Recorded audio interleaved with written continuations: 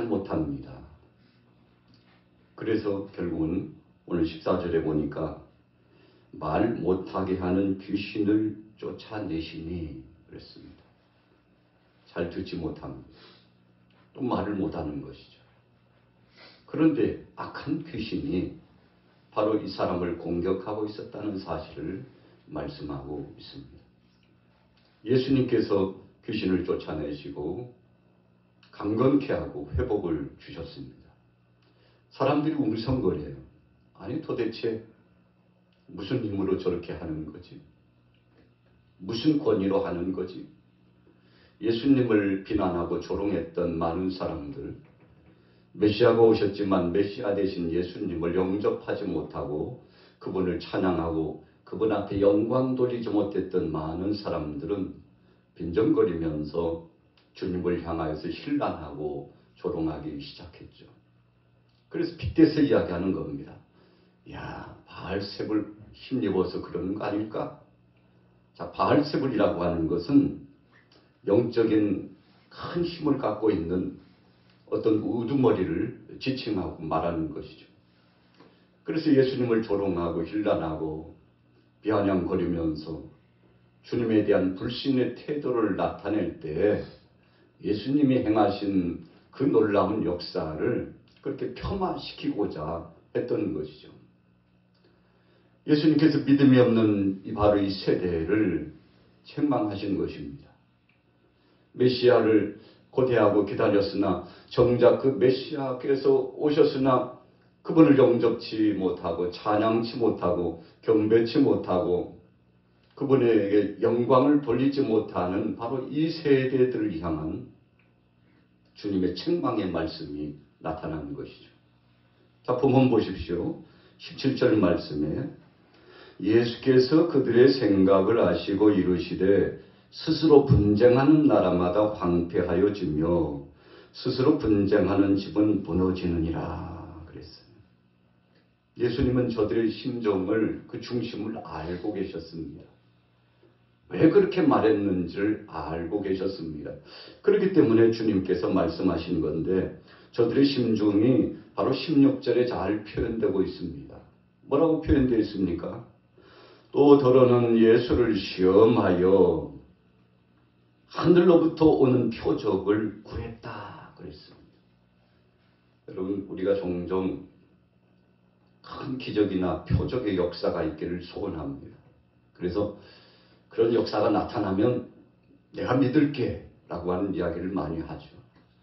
죽은 사람이 살아나면 안 믿겠어. 그 불치의 병을 가진 사람이 치유되면 안 믿겠어 하고 또 다른 더 큰 능력과 표적을 구하는 사람들이 꽤 많죠. 그래서 어떤 때는 정말 그런 역사가 일어났으면 좋겠다라고 하는 생각도 되어지기도 합니다. 그런데 오늘 예수님께서 말씀하는 거죠. 저들은 하나를 그 욕구를 채워주면 또 다른 욕구와 욕망을 가지고서 끊임없이 주님을 힐난하고 조롱하는 바로 그런 대상자라는 것이죠. 여러분, 그래서 기적의 역사를 바라고 그것이 이루어지면 믿겠다고 하는 사람들은 또 다른 기적을 요구하고 결국은 불신앙적으로 계속 나가는 악한 세대의 그런 표상인 것을 예수님께서 질책하시면서 말씀하신 대목이죠. 자, 예수님께서 3년 동안 엄청난 역사를 진행해 주셨죠. 죽은 자를 살리고 병자를 고치시고 마음 상한 자에게 회복과 위로를 주시고 하나님 나라의 그 영광스럽고 복된 말씀을 허락해 주셨습니다. 그래서 주님으로부터 참 상상할 수도 없는 엄청난 것들을 경험했지만 그 무수한 사람들이 예수님을 믿었나요? 태반이 많은 사람들이 믿지 않았습니다. 오히려 주님이 귀한 사역을 행하시면 행하실수록 더 의심의 눈초리를 보고 그리고 주님을 향해서 대적하는 일을 멈추지 않았습니다. 바로 그런 믿음 없는 세대들을 향한 책망의 말씀이 우리가 함께 읽었던 오늘 본문 말씀 속에 나타나고 있는 것이죠. 그래서 믿음으로 바라보고 믿음으로 나오고 믿음으로 마음의 중심을 결단하지 않으면 뭐 천하 없는 것들이 보여지고 나타내어져도 결국은 똑같은 현상이 나타날 것임을 말씀하고 있으셨던 거죠. 자, 그래서 오시겠으면 주님 말씀하셨습니다. 스스로 분쟁하는 나라마다 황폐해지며 스스로 분쟁하는 집은 무너진다. 내가 귀신의 왕, 이 우두머리 사탄의 힘을 입어가지고 귀신을 쫓아냈다면 결국은 자기 집을 망가뜨리는 그런 모양새가 됐는데, 그러면 어떻게 그 나라가 온전히 서겠느냐 하는 것이죠. 자, 다르게 표현하면은 결국 예수님께서 귀신의 권세를 축출하고 오늘 해방의 감격스러운 은혜를 경험하도록 하신 것은 바로 주님께서 메시아임을, 또 그분이 하나님이심을, 그분이 성령의 역사를 통해서 신실한 하나님의 뜻을 이루고 있다는 것을 말씀하고 계시는 건데, 그럼에도 불구하고 믿지 못하는 그 세대들이 얼마나 간악한 것인가를 말씀해 주시고 있는 거죠. 그래서 스스로 자기 집을 망가뜨리는 자가 있더냐, 그렇게 말씀하고 있는 거 아니겠습니까? 자, 19절 보세요. 내가 바알세부를 힘입어 귀신을 쫓아내면 너희 아들들은 누구를 힘입어 쫓아내느냐? 그러므로 그들이 너희 재판관이 되리라. 그러나 내가 만일 하나님의 손을 힘입어 귀신을 쫓아낸다면 하나님 나라가 이미 너희에게 임하였느니라. 자, 왜 예수님께서 이 말씀을 주셨을까요? 진실로 이 당시 세대 사람들은 하나님 나라를 갈망했습니다. 나라의 회복이 임하기를 소원했습니다. 그래서 메시아가 오시기를 고대했잖아요. 그분이 오시면 정치적으로 로마의 압권 안에 있는 참 깝깝하고 마음 아프고 상처 많은 바로 이 세대에서, 짓눌리고 고통당하는 이 시대에서 해방의 감격을 주고 나라가 회복되리라고 하는 기대감이 저들에게 있었죠. 그런데 그분이 오셨잖아요. 그렇게도 고대했던 그분이 오셨습니다. 그래서 오신 그분께서 이 모양 저 모양 증거를 나타내 주시고 정말 감격스럽고 감사한 사실을 나타내 주셨건만 그분을 영접하지 못하고 그분을 앙망하지 못하는 거죠. 참 한편으로 보면 오늘 주님께서 얼마나 답답해 하시는지 그런 주님의 속심령이 드러나고 있지 않습니까? 그래서 20절에 그렇게 말씀한 거예요.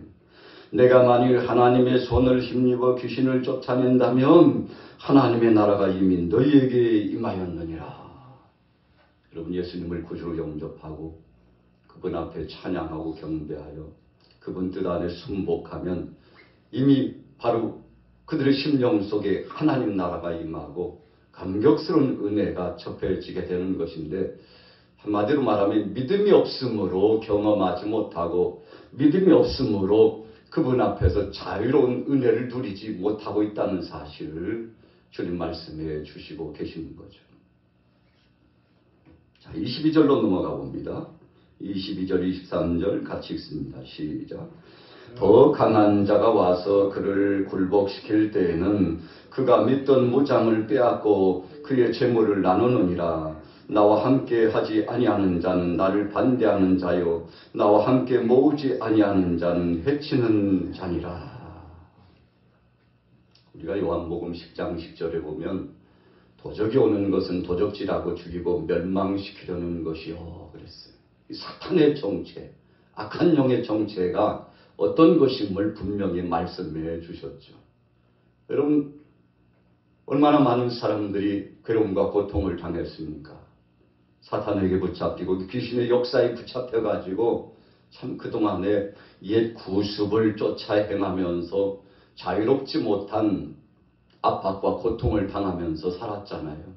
그런데 예수님이 오셔서 귀신을 쫓아내고 병든 자를 치료하여 회복시키고 혹 죽은 자도 살리시고 하나님 나라의 영광스러운 말씀을 주시면서 너희가 진리를 알지니 진리가 너희를 자유케 하리라. 이 자유선언의 대헌장을 선포하시면서 만백성들을 구원하시는 영광스러운 역사를 나타내주고 계시는 거 아니겠습니까? 그래서 주님을 만나 뵙고 그분 앞에서 자유를 누렸다면 얼마나 좋겠습니까만 믿음이 없으므로 그 은혜를 누리지 못했습니다. 그래서 주님은 나와 함께 하지 아니한 자는 나를 반대하는 자다. 지금 예수님을 추적하고 감시하고 조롱하고 그 놀라운 은혜를 경험하고도 또 책 잡고 그래가지고 주님을 업신여기고 주님의 그 사역을 방해하고자 하는 그 세력들을 보시면서 그들의 태도에 대해서 주님 질책하시며 다시 한번 천부여 의지없어 손들고 왔습니다 하고 주님 안에서 새로운 회복과 은혜를 경험하기를 주님 요청하고 계시는 거죠. 자, 어찌 보면 책망이시지만 또 다른 편으로 보면 주님이 긍휼히 여기시고 그 영혼을 불쌍히 여기시면서 주님께로 나오라고 하는 주님의 초대가 이루어지고 있다는 사실을 우리가 볼 수 있는 거 아니겠습니까? 자, 보십시오. 사탄은 계속 파괴합니다. 망가뜨립니다. 그리고 귀한 것을 도적질해가고 빼앗아갑니다. 늑탈해 가는 것이죠. 오늘 사탄의 정체는 바로 그렇게 드러났습니다. 그러나 선한 목자 되신 예수님께서는 요한복음 10장 10절 후미에 말씀하는 것처럼 내가 온 것은 양으로 생명을 얻게 하고 더 풍성히 얻게 하려는 것이다. 자, 지금 주님께서 주신 그 사랑과 그 은혜를 생각하면 바로 자신들 앞에 서 계신 그분이 어떤 분이신가를 알고 그분 안에서 큰 은혜를 누리며 그분 앞에 영광을 돌려야 되겠습니다만 그러지 못하고 있는 저들의 모습을 주님 질책하시면서도 또 긍휼히 여기셔서 새로운 회복의 장으로 나오도록 주님께서 직접 손을 내밀고 계시는 것이죠. 자, 그래도 저들이 깨닫지 못하고 주님의 은혜 안에 나오지 못하니까 24절부터 말씀을 주신 겁니다. 자, 24절, 25절 같이 읽습니다. 시작. 더러운 귀신이 사람에게서 나갔을 때 물 없는 곳으로 다니며 쉬기를 구하되 얻지 못하고 이에 이르되 내가 나온 내 집으로 돌아가리라 하고 가서 보니 그 집이 청소되고 수리되었거늘. 사실 이 말씀은요, 참 안타까운 말씀이죠. 자, 보세요. 26절에 이에 가서 저보다 더 악한 귀신 7을 데리고 들어가서 거하니 그 사람의 나중 형편이 전보다도 더 심하게 되느니라. 여러분, 예수님이 오시는 것은 귀신의 역사를 축출하고 사탄의 머리를 깨뜨리신 것이잖아요. 그리고는 정말 고통당하는 세대, 악한 권세에 짓눌린 세대들에게 해방을 주시고 그들로 하여금 새로운 피조물로서 새 삶을 살도록 과거의 옛 구습을 벗어던져버리고 새 삶을 살 수 있도록 그 은혜와 감격스러운 놀라운 능력을 주시고자 하는 것인데 겨자씨만한 믿음이 없어요. 주님께서 탄식하시지 않았습니까? 너희가 겨자씨만한 믿음만 있다면 이 산을 들리워줘 저 바다에 던지오라 해도 그렇게 될 것이다. 분명히 주님이 말씀했죠. 그러나 겨자씨만한 그 믿음도 없는 저들을 보고서 주께서 탄식하셨습니다만 여러분, 그래서 귀신이 나가고 난 다음에 깨끗이 소재되었는데 그 빈 공간에 비어있는 곳에 영접해야 될 대상이 있잖아요. 그 대상이 누굽니까? 바로 자신들 앞에 계신 예수님이거든요. 사랑의 주님을 구주로 영접하고 그분이야말로 우리의 소망이고 이 나라의 회복을 주시는 분이요, 육신적으로 보는 것뿐만 아니라 영적으로 감격스러운 하나님 나라의 회복, 영광스러운 회복을 주시는 분인데 그분을 영접지 못하는 그 세대에 어떻게 된 것입니까? 귀신이 처음에 나갔는데 나중에 나왔던 그 집을 가서 보니까 깨끗이 청소가 되었는데 비어 있어요. 그래서 다시금 그 집으로 들어가고자 하는데 이제는 아니지 더 악한 것들과 더불어서 합세해가지고 들어가야 된다고 했다고 하지 않았습니까? 그래서 26절에 보니까 이에 가서 저보다 더 악한 귀신 7을 데리고 들어가서 거하니 그 사람의 나중 형편이 전보다 더 심하게 되었다. 여러분, 선악법문사가 때가 있고 기한이 있습니다. 그래서 천국문도 반드시 닫힐 때가 있습니다. 그래서 오늘날 우리가 세계의 종말, 마지막 끝중에서도 끝이라고 말하고 있지 않습니까? 그래서 지금은 하늘문이 막 닫히기 직전입니다. 그래서 곧 닫힐 듯 말 듯한 바로 그런 시점인데 때가 있습니다. 하나님이 사랑하셔서 마지막 추수와 같은 구원의 때를 허락하셨는데 그때 안에 들어가고 그때 안에 주님을 영접하고 그때 안에 천국을 맛보고 그때 안에 구원의 감격스러운 영광을 경험하여 하나님 앞에 나와야 되는 것이죠. 그러나 그러지 못하는 이 세대를 향하여서 악한 귀신이 전보다도 더 악한 것과 더불어서 연합해가지고 들어갔는데 처음보다 더 심한 고통을 앓게 되었다고 하는데 여러분 무슨 의미입니까? 믿음의 역사를 맛보는 듯하고 은혜의 역사를 체험하는 듯하지만 그러나 전국적으로 신실한 믿음으로 나오지 못하고 하나님 앞에 영광 돌리며 자신의 과거의 그 구습을 내어 던지고 철저하게 회개해서 새 심령으로 새로운 회복의 역사를 갖지 못하는 이 사람들, 참 마지막 그 심판의 역사가 얼마나 거세게 몰아쳐오는지에 대한 말씀을 주시고 계시죠. 그래서 29절부터 32절까지의 말씀이 이제 결론을 주시고 있는 것입니다. 우리가 14절부터 말씀을 상고했습니다만 그것에 대한 결론을 29절부터 32절까지 주시는데 무슨 말씀입니까? 자, 29절에 보세요. 같이 읽습니다. 시작.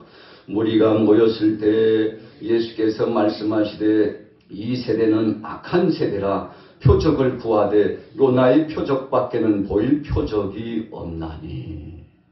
얼마나 많은 표적을 원하는지 몰라요. 그러나 또 나타내주고 또 보여줘도 한도 끝도 없습니다. 이유가 무엇입니까? 육신의 정욕, 이생의 자랑, 안목의 정욕으로 계속 요구하고 나가기 때문에 그렇습니다. 채워도 채워지지 않는 저들의 그 중심의 심정을 주님께서 책망하고 계시는 거죠. 그래서 선지자 요나의 표적밖에는 보여줄 표적이 없다고 그랬죠. 여러분, 니느웨 사람들이 나가서 그 멸망의 역사 가운데 심판의 역사를 받기에 합당한 모습이었는데 요나가 그들에게 나가서 복음을 전하지 않습니까? 하나님의 엄명을 받고 나가서 말씀을 전합니다. 처음에는 요나가 나가서 귀한 말씀을 전하는 것을 원치 않았죠. 민족주의적인 심정을 가지고 그랬습니다. 하나님 아버지의 뜻을 깊이 인식하지 못했어요. 그 불쌍한 영혼들, 좌우를 분별치 못하는 12만이나 되는 사람들을 하나님 아버지 심정처럼 귀하게 여기는 마음이 요나에게는 없었습니다. 그렇기 때문에 거부하고 니느웨로 향하지 않고 다시스로 향하여 갔던 거 아니겠습니까? 그러나 요나가 그들을 불쌍히 여기고 하나님 아버지의 마음을 갖고 나가서 사흘 길을 나가서 전해야 되겠습니다만 하루 길을 나가서 전했는데 왕부터 시작해서 심지어는 짐승에 이르기까지 베옷을 입고 재에 앉아서 식음을 전폐하며 회개가 터져 나오는데 하나님께서 저들을 긍휼히 여기셨죠. 물론 개인적으로 보면 요나는 못마땅했습니다. 그러나 하나님 아버지의 그 사랑은 끝없는 사랑으로 멸망당할 수밖에 없는 그 나라였지만 기회를 허락해 주신 거죠. 그래도 저들은 회개했다는 것입니다. 요나가 외치는 외침을 듣고 회개했다는 것입니다.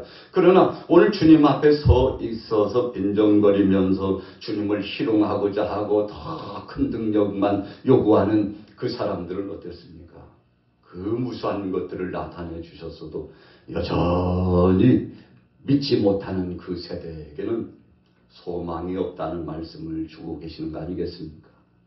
지금 회개하지 않으면, 지금 주님 앞에 돌아오지 않으면, 지금 주님 말씀 앞에 순복하지 않으면 더 이상은 기회가 없다는 선언적인 심판의 예고에 대한 말씀을 주신 것이죠.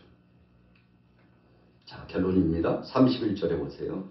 심판때에 남방 여왕이 일어나 이 세대 사람을 정죄하리니 이는 그가 솔로몬의 지혜로운 말을 들으려고 땅끝에서 왔음이거니와 솔로몬보다 더 큰 이가 여기 있으며. 오늘 사랑의 주님께서 메시아라는 것을 드러내고 있지 않습니까? 내가 바로 너희들이 고대했던, 기다리고 또 기다렸던 메시아인데 그럼에도 불구하고 믿지 못하는 너희들은 누구뇨? 주님께서 말씀하시며 한편에는 책망이지만 한편에는 저들이 주님 앞에 돌아오기를 소원하면서 긍휼히 여기시는 주님의 초대의 말씀인 것을 우리가 기억해 보는 것이죠. 오늘 우리는 본문 말씀을 통해서 더 강한 자가 오면 정복되어지고, 더 강한 자가 오면 회복되어지고, 더 강한 자가 오면 지배하여서 완전케 한 역사가 있다는 아주 중요한 중심의 모토와 같은 말씀을 상고했습니다.